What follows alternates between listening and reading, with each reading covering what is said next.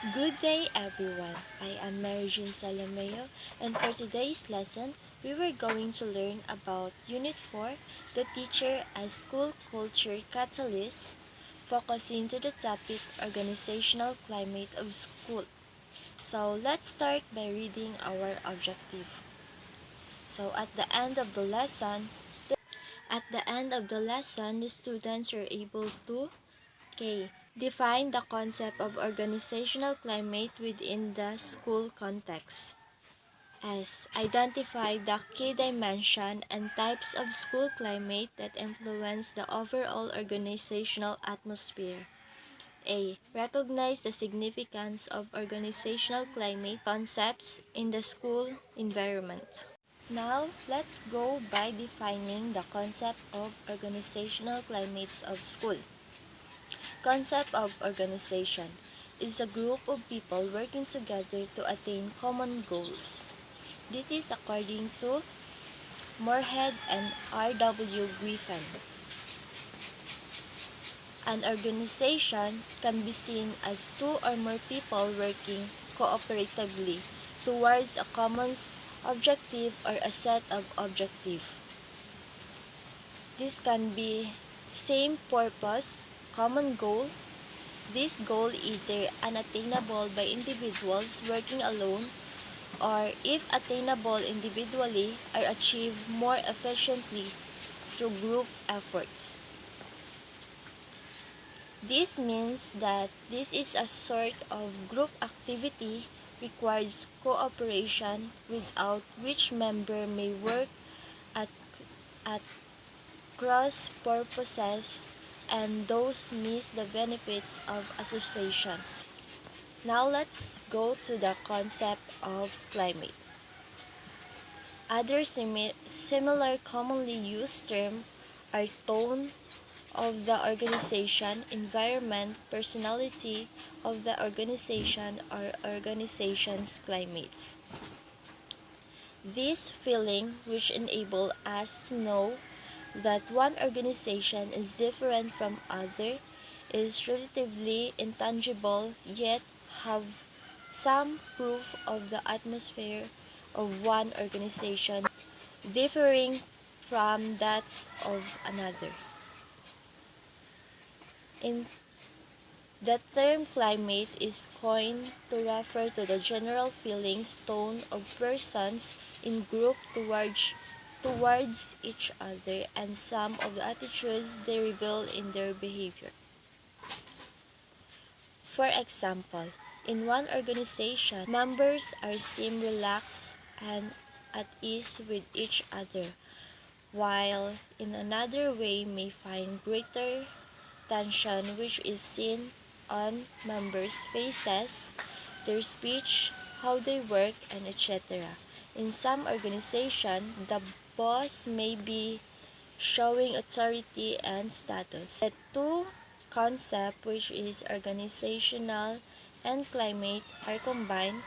We can call them as organizational climate. It is a term that was probably first used by Colonel in 1955. He used this term to denote the delicate blending of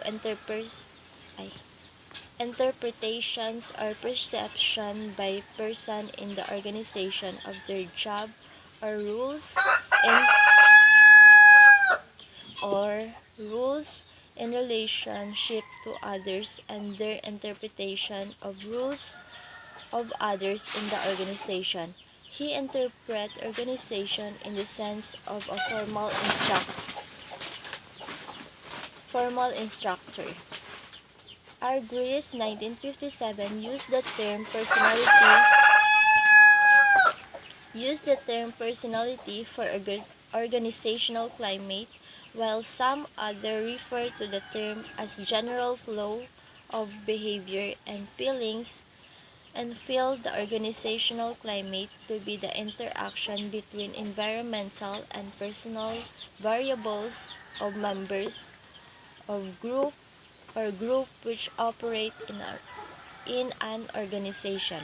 Organizational climate is created by interaction with one another of the organizational components, namely culture, structure, system, leadership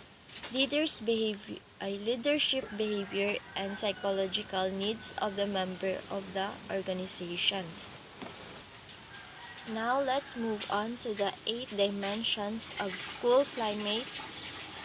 So 8 dimensions of school climate are described as follow.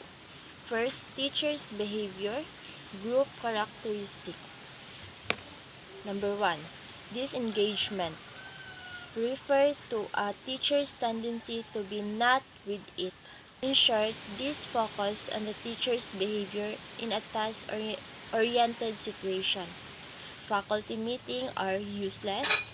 Teachers ramble when they talk at the faculty meeting. Number 2, hindrance.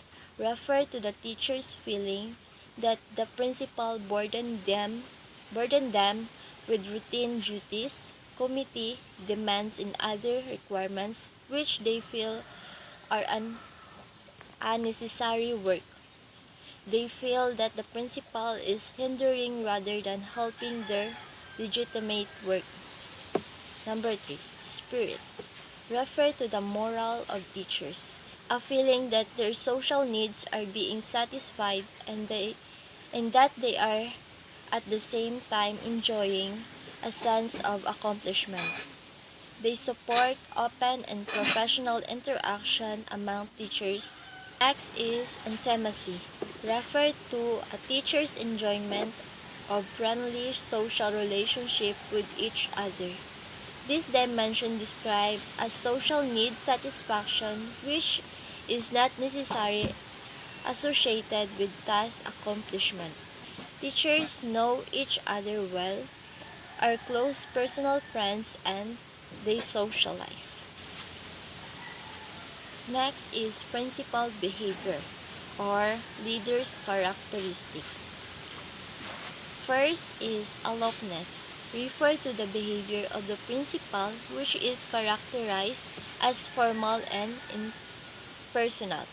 He goes by the book and prefers to be guided by the rules and policies rather than in an informal, face-to-face situation.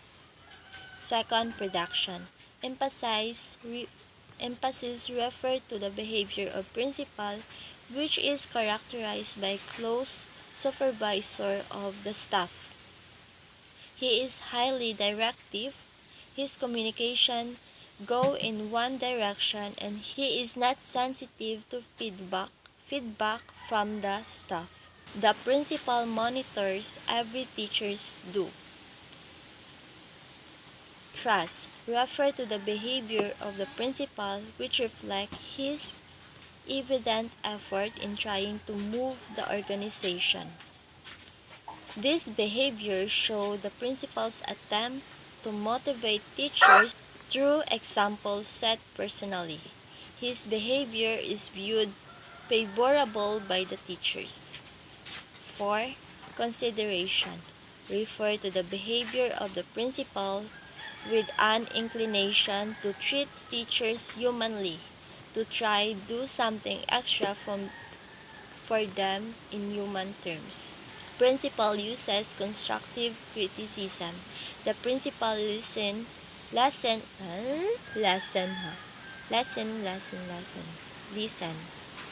principal listen to and accept teachers' suggestion.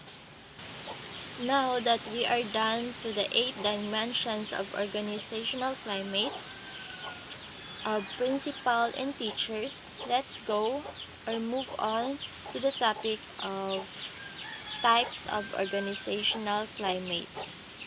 This type of organizational climate, Halpern and Grove were able to identify profiles on the basis of sample school and identify six such school climate profiles which were viewed as description.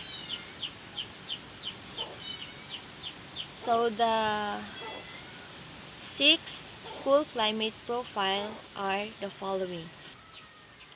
First, open climate.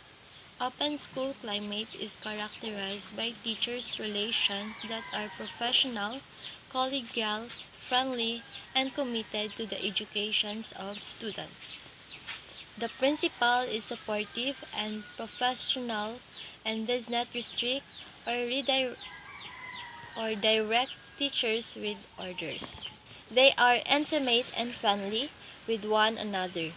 Teachers are not overloaded and are motivated enough to overcome difficulties and frustration. Second is autonomous climate. This has less openness than open climate.